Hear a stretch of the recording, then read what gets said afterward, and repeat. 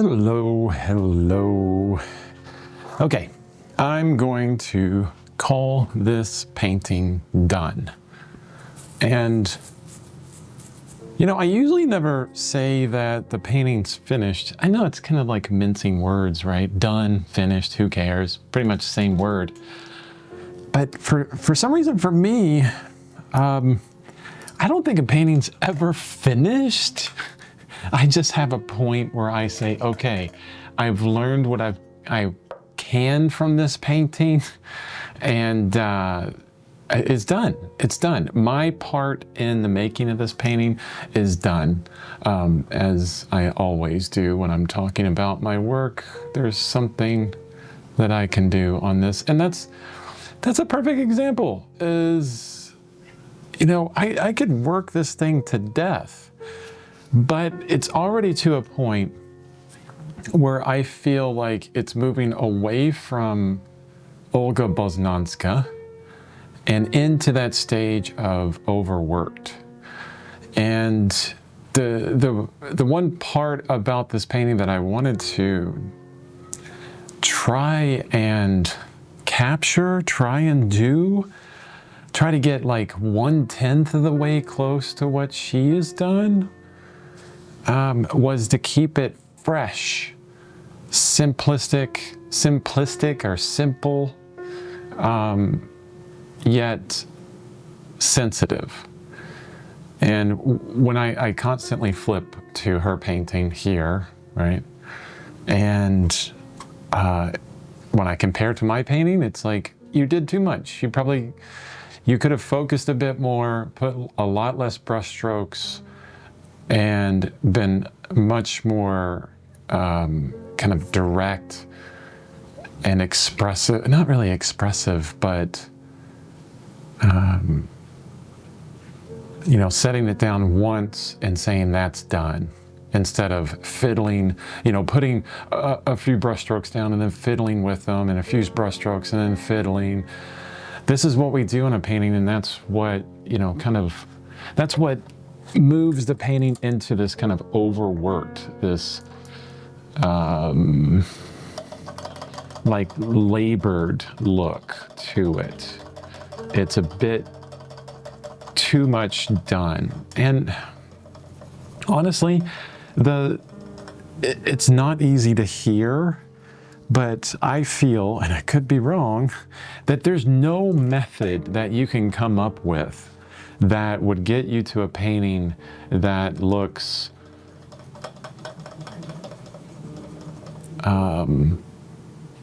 simple and complex and put down once and left there and looks wonderful as it is, and it's not overworked. I don't think there's any way to get to that except for just doing a ton of paintings and focusing on simplicity and focus. Like, put it down and it's done. Put it down and it's done. Leave it. Don't move it. You don't need to play with it. It's okay. It's okay. And getting the eye for that, the sensitivity for that, the ability to recognize when what you put down is good and that's it, and that's all you need, that just takes a lot of time and a lot of paintings. I really think it does. When we start out painting, we get really detailed, or we start out super detailed because, well, at least I do. I did.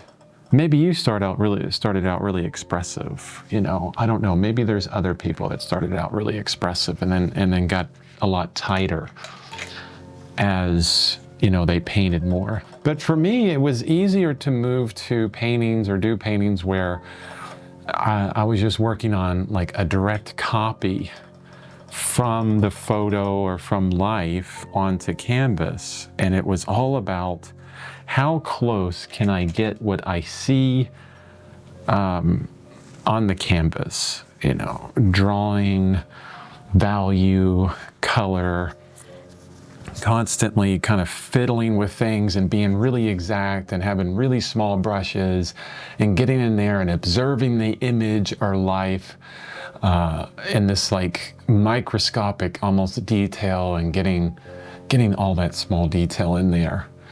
I feel like that's where I started out. I think that's where a lot of people start out, because it's objective. It has an objective approach to it. Here's your image, right?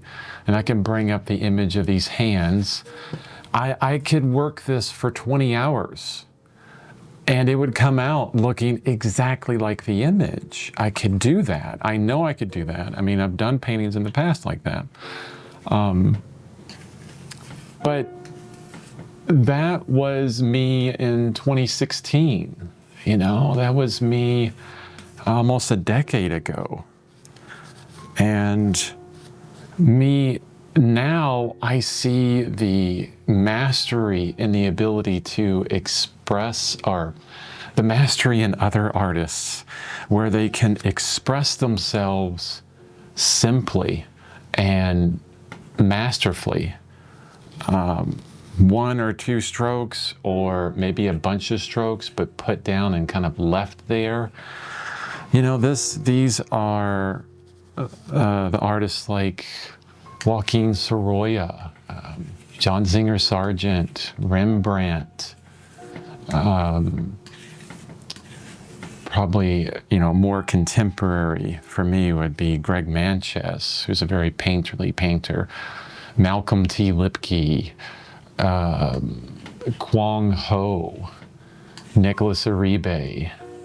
These artists that are very, you know, they have done, you know, hundreds and thousands of paintings to a point where they have that kind of ability to put it down and leave it and know that, okay, that's close and that's got it, and it's got all the expressiveness, and I don't need to overwork it. I don't need to fiddle with it. I don't have to do it as exactly as the image. I'm expressing myself, and I'm translating from the image into something that is completely my own, right? That's what I see now as what I want to get into. Or, you know, Mark Tennant. Well, I mean, I got these over here. I mean, these are my black and white printouts that I keep. That's Nicholas Uribe, a whole figure. It looks like, I mean, just so expressive and so simple, yet done so well, right? Then we got Mark Tennant, another figure.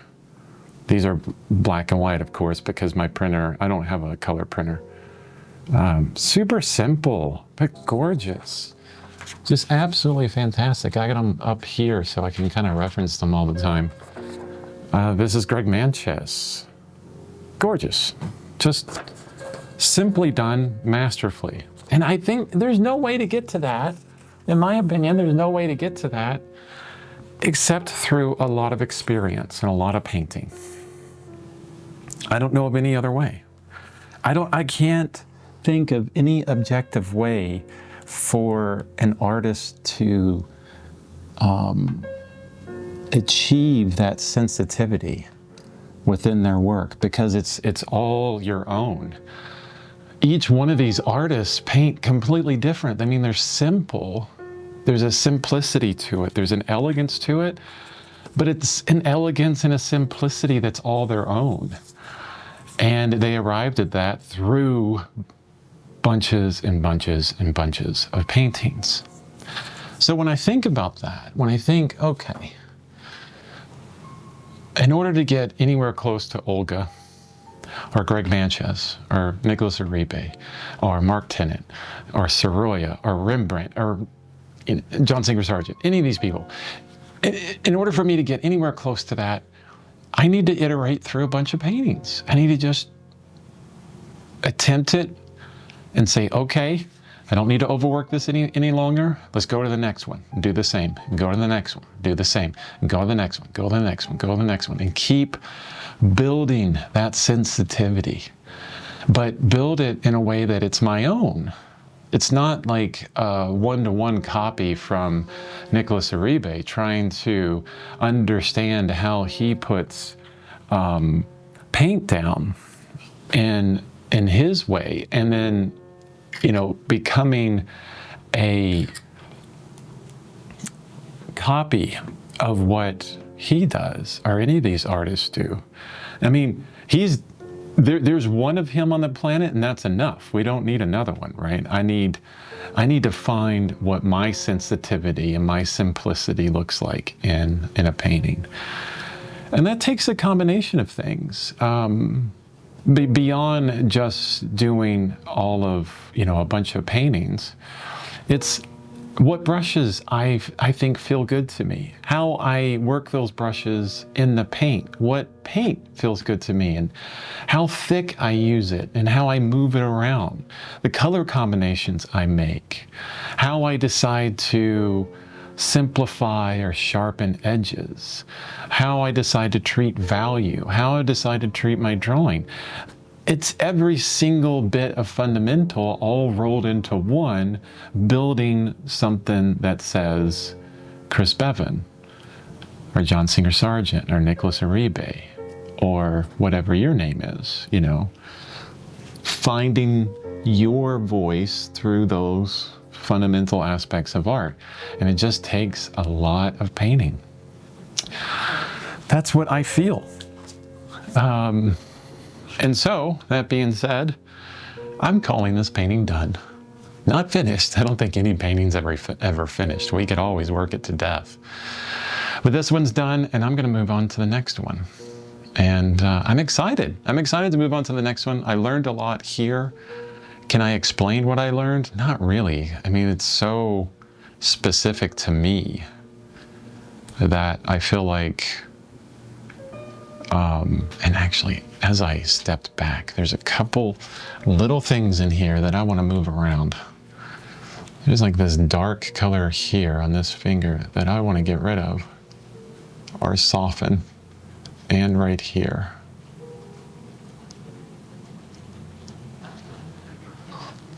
That made all the difference in the world. It was a bad painting before, but after making those 5 strokes, right, okay, yeah. No one noticed it but you, Chris. No one noticed it but you. All right, thank you for watching my video.